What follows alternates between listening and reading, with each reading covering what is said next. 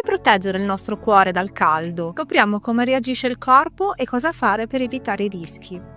Prima di tutto è importante capire cosa succede al nostro corpo quando fa molto caldo. Il primo problema è la termoregolazione, cioè il nostro corpo e il nostro cuore faticano per raffreddare il nostro corpo e mantenere una temperatura corporea ideale. Cosa succede al corpo? Il primo problema è la vasodilatazione, in quanto per perdere calore tutti i vasellini sanguigni del nostro corpo cercano di dilatarsi. Questo favorisce la dispersione di calore ma abbassa anche la pressione arteriosa. Come risposta ci può essere una tachicardia, in quanto il cuore cerca di accelerare la propria frequenza cardiaca per garantire una perfusione adeguata a tutto il corpo. Inoltre, al fine di perdere calore, tendiamo a sudare di più e ad eliminare più vapore acqueo anche con la respirazione. Questo porta ad una disidratazione che accentua i meccanismi che abbiamo appena detto. Se inoltre facciamo attività e sforzi fisici quando fa molto caldo, tutto quello che abbiamo detto si accentua ulteriormente. Chi sono i soggetti più a rischio? Come sempre si deve fare molta attenzione sia nei neonati che negli anziani dove la termoregolazione non funziona così bene. Inoltre le persone cardiopatiche, soprattutto quelle affette da scompenso cardiaco, da pregresso infarto miocardico o che soffrono di aritmie,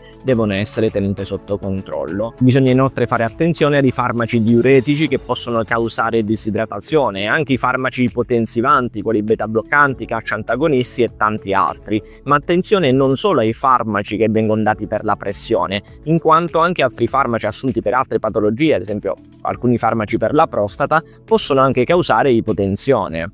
Ma come proteggere il nostro cuore da questo caldo? Prima di tutto è molto importante bere adeguatamente, almeno 1,5 litri, 2 litri di acqua al giorno, salvo rare condizioni come insufficienza renale severa o scompenso cardiaco in cui bisogna essere seguiti dal medico.